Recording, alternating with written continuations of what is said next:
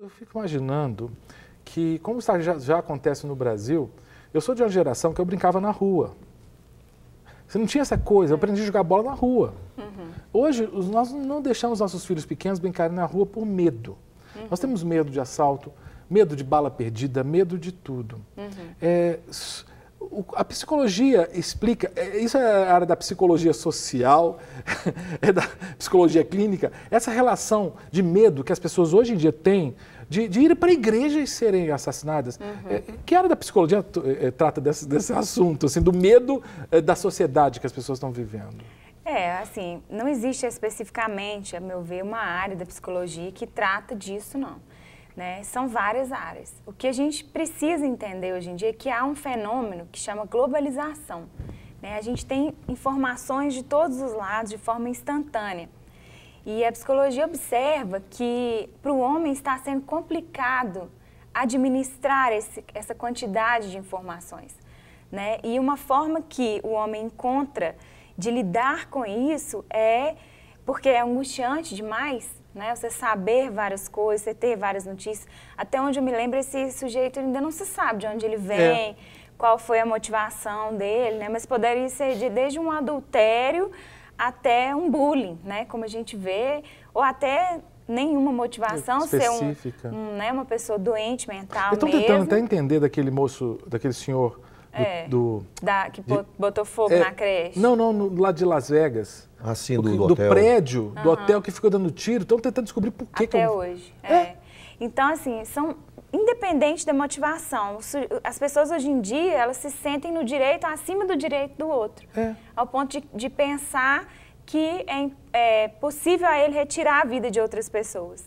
Né? Isso é que realmente assusta muito, né? Uma falta de misericórdia, você acha que as pessoas não podem... empatia. Pois é, mas as pessoas não podem ficar agora, assim, tão temerosas de serem alvo de um maluco desse.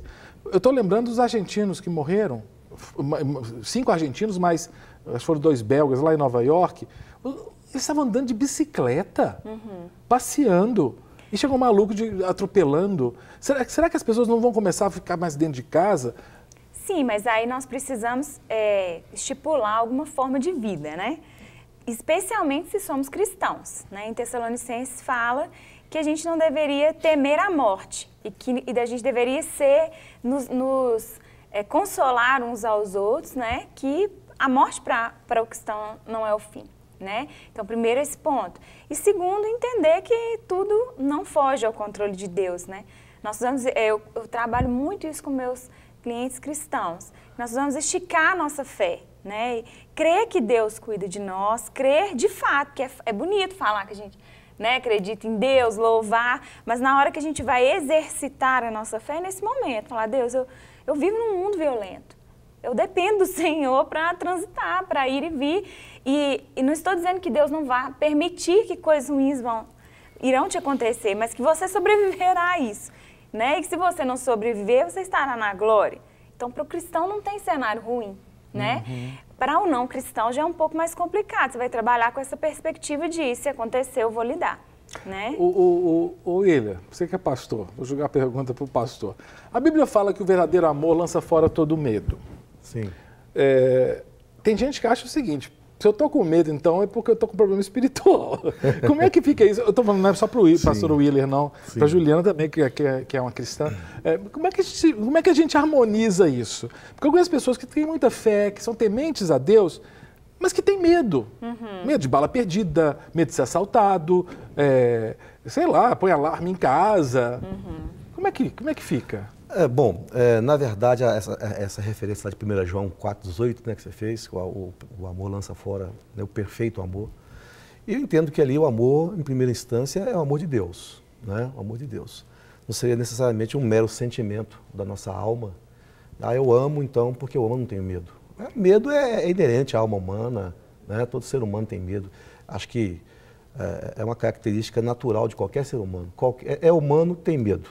Agora é preciso estabelecer essa dimensão de medo. Até que ponto esse medo, até que ponto, em que nível ele está. É uma fobia, um medo exacerbado, Bom, aí as coisas vão mudando, mas eu entendo que, diz que o verdadeiro amor, eu entendo que uma vida plena do amor de Deus, uma relação com Deus, um experimentar Deus, à medida que a gente vai andando com Deus, e aí eu corroboro e concordo com as palavras da Juliana, quando ela disse que na perspectiva do cristão, tudo coopera para o nosso bem. Então, se eu amo a Deus de verdade, veja, se eu amo a Deus, minha vida, logo eu tenho a convicção de que ela está com Deus. E isso, de certa forma, vai resultar numa confiança.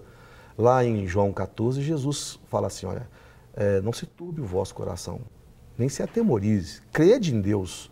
Então, o cristão ele tem essa outra perspectiva. Então, quando o verdadeiro amor gerado pela experiência com o Espírito Santo está em nós, isso nos ajuda a vivenciar essa questão de medo, ao mesmo tempo enfrentando ele com ousadia e fé. Agora, é claro que a Bíblia foi escrita, o Novo Testamento foi escrito há 2000 anos. Né? E às vezes a gente lê o texto do Antigo Testamento com os conceitos da ciência do século XXI. A psicologia é uma ciência recente, né, Juliana? Do século XIX, né? Então, assim, os conceitos da ciência, psicologia atuais não existiam naquela época. Hoje a psicologia entende medo de que forma? Fobia de que forma? Então, uma coisa super importante da gente separar é o medo da fobia, né? O medo, ele é essencial. Sem medo, é muito arriscado viver. Uma pessoa que não tem medo, ela se coloca em muitas situações de risco. Então, o medo, ele é vital, o medo é necessário. O problema é quando o medo te paralisa. É quando você não consegue mais viver sua vida de forma normal, de tanto medo que você está. Né? O medo, ele é diferente da fobia, porque a fobia, ela é irracional, na sua grande maioria. O medo, ele é medo de coisas da vida, do cotidiano. A fobia, não, ela é irracional. Então, por exemplo, eu já tive clientes com medo de desmaiar. Você vai checar a história dele, ele nunca desmaiou. Mas medo de avião? Então, mas o medo de avião já é uma fobia, não é bem uma fobia, é mais medo mesmo. Medo mesmo. Independente das duas situações, qual que é o tratamento? É a dessensibilização sistemática, que a gente chama. Dessensibilização? Dessensibilização. O que é isso? Então, por exemplo, medo de avião, igual você colocou, que é muito comum. Há um risco do avião cair? Mínimo. Né? Os estudos determinam que andar de carro é mais perigoso. Né? Então, há uma crença desse sujeito. Por exemplo, eu às vezes tenho medo do avião cair, mas eu nunca estive no avião que caiu. Essa é a irracionalidade desse medo. Né? Por que só na vez que eu vou andar que vai cair? Né? E sempre o medo é gerado, na verdade, a fobia é gerada em cima de coisas trágicas, né? Nunca você tem medo de ganhar na loteria. Né? Cristão não joga, né? Mas assim, você não tem medo de acontecer uma coisa excelente. O medo é aquele que te ameaça. Que te coloca em risco, né? Então, de toda forma, o tratamento é você se expor àquele medo e vendo que você vai conseguir passar por aquilo. Né? Isso que é dessensibilizar. Dessensibilizar. Você tira a sua sensibilidade daquele ocorrido. Uma menina até que eu conheço me contou que fez um processo com a sua terapeuta, com medicação, com técnicas. Tem um conjunto de aparatos que você pode utilizar para poder te ajudar a você perder essa fragilidade, essa sensibilidade. Né? A fobia já é um pouco mais complicada, porque a fobia ela já paralisou o sujeito. Então ele já está com uma crença muito grande de que aquilo vai acontecer ao ponto dele não querer fazer coisas. Então, por exemplo, eu já tive clientes que ficaram... Uma cliente minha ficou 6 anos em casa. Meu Deus. Em casa. Ela viveu, assim, um cárcere mesmo. Ela ia a pouquíssimos lugares, né? Então, nesses casos, não estou dizendo que você precisa esperar toda essa quantidade de tempo. Mas vem cá, por exemplo, você está falando, eu lembro de um adolescente que ela tinha, eu não sei se é claustrofobia o termo que se dá para ela, ela não conseguia entrar em elevador. E era sério isso. Eu lembro que nós fomos fazer uma prova de algumas roupas para a igreja e dentre essas pessoas estava essa adolescente. Eram 8 andares. Eu tive que subir com ela os 8 andares porque ela não entrou no elevador. Você acha que isso, oração resolve isso? Como é que é? Você entende? Porque o pessoal fala assim, para de frescura. É bem perigoso esse negócio da oração. Vou até interromper o pastor. Não, nós vamos bater papo, não estou entrevistando vocês. A gente demanda para Deus uma responsabilidade que é nossa. Né? Claro que oração pode resolver do dia para a noite? Pode. Mas Deus, Ele é conosco para nos enfrentarmos os nossos medos. né? Eu tenho muito medo de quem, às vezes, espiritualiza questões emocionais, questões da escolha, questões que a gente precisa crescer na vida.